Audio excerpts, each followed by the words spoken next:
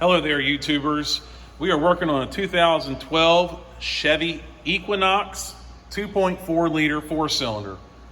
The customer's complaint is that this vehicle intermittently stalls. You put it in gear and it does not want to activate. So the first thing I did was I pulled some codes and I found a P0010, which is the intake camshaft position actuator solenoid having issues. Now, one thing you want to do is make sure that you check your engine oil. Make sure you have plenty of engine oil and it's quality oil. You know, it's kind of hard to tell, but you know, if it's sludged up or something, that might also affect these because they are oil controlled. The first thing I want to show you is, here are the tools you're probably going to need. You're going to need a 10mm socket with a nice extension, not to be necessarily this long, a quarter drive ratchet, a torque wrench set to 89 inch-pounds, because that is how tight that bolt has to be. And then you're probably going to need some kind of needle nose pliers, and a flat blade screwdriver would also be another tool you're going to need. All right, so I got my fender cover on here. The first thing I'm going to do is take off this sensor right here for the mass airflow. I'm going to move that. Now I've already went through and loosened some of this stuff up.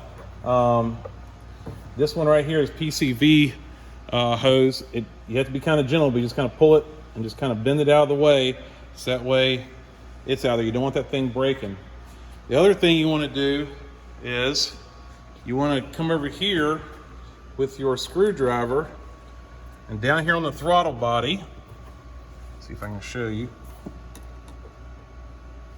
Right there, there's a hose clamp. Just loosen, don't take it all the way off, just make it, just take it loose a couple revolutions.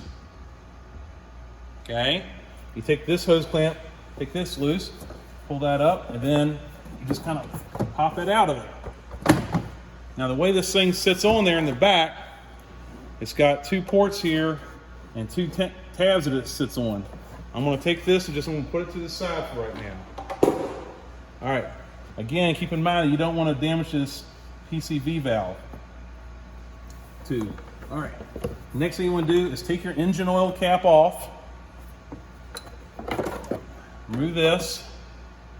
Now I like to put my engine oil cap back on because I don't want anything to drop in there. Don't want dust, any more dust and dirt than I have to get in there. All right. Now we're down here to the intake solenoid. And what that looks like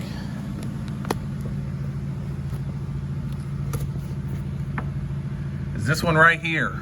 If you look down in there should be a 10mm head bolt, which is a 6mm bolt, but it's a 10mm head socket you're going to need to get that out of there. So the first thing I want to do before I try to remove that, I don't want any dirt and debris getting down in the engine, so you want to clean it out somehow. If you have a vacuum cleaner, I'm going to use an air hose.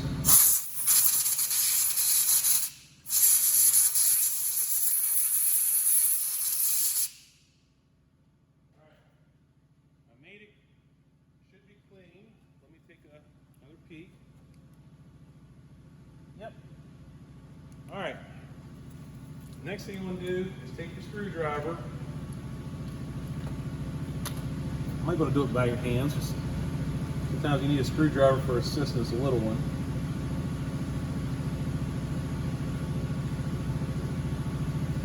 You get that white piece to pop up first. It's real gentle like, you don't want to break it. After you get the white piece to pop up, you press in the center there.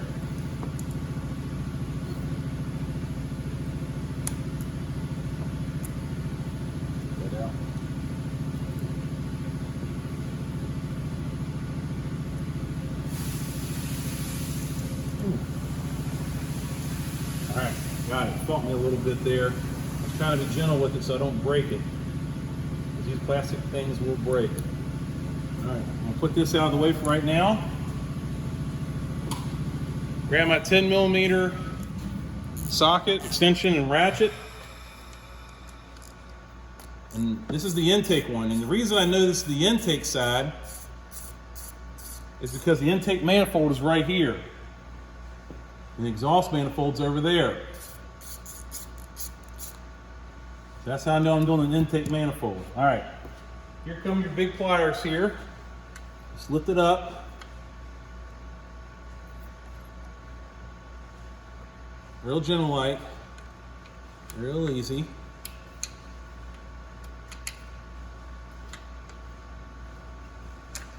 Okay, pick it up out of there, and there it is, okay? Set that to the side. We'll get my new part.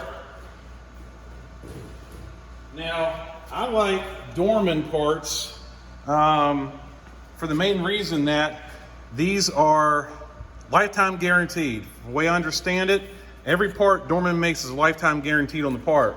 You may have to pay somebody for the labor, but at least if the part goes bad, you shouldn't have to pay for that.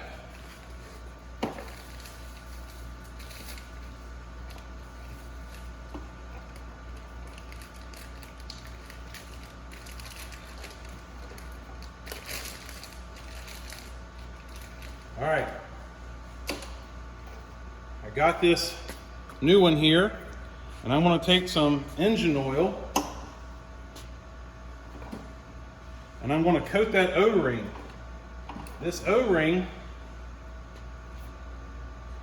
should probably be lubricated before you put it in there. Okay? So coat that O-ring with engine oil. All right. Another thing I'm going to do is make sure that my connector is good. I know they're different colors, but the way the connector looks, that looks right. And now I'm going to put it back in here. The same procedure for the intake can also be used in case you have an exhaust code. The Dorman one came with an 8mm head, so now I got to change out my sockets. Okay, so I'm just going to take and just snug this right now.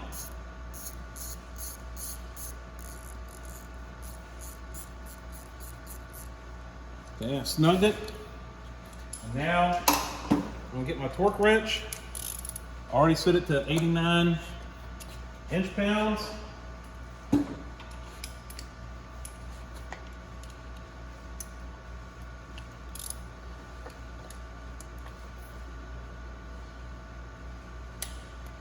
Okay, now that thing is torqued to specification. After I torque to the spec, I'm going to put my connector on. Make sure you clip the white piece down. And now we go back together with it. So the next thing I need to do is remove the oil tube, or the oil fill cap there. Put this back on. Okay, I'm gonna put my oil cap back on. I don't like to leave that off for longer than I have to. Now I'm gonna put my air intake tube stuff back on, and I'm gonna need to line up those tabs that comes off in the back. Put this on here, put that on there. Okay, now I'm gonna come over here to the throttle body with my flat blade screwdriver.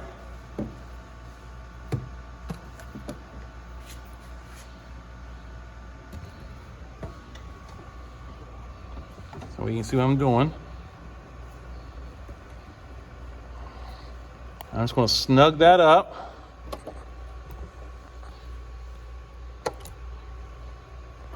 Okay. Come back here. I'm going to snug this hose clamp up.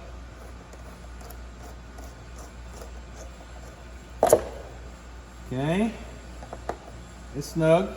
Plug your PCV valve tube back in, and then plug your mass airflow sensor in.